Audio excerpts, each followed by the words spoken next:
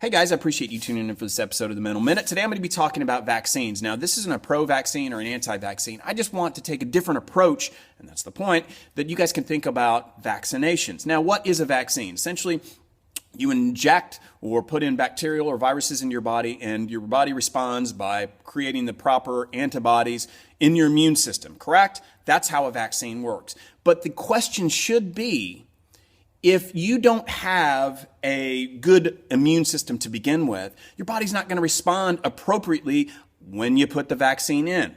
So whether or not you decide that you want a vaccine or not, you have to focus on better digestion and gut health, because that's the key to your immune system.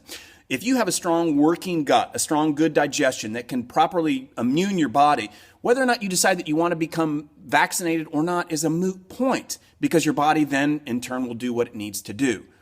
Focus on gut health, friends. I appreciate it. Have a great day.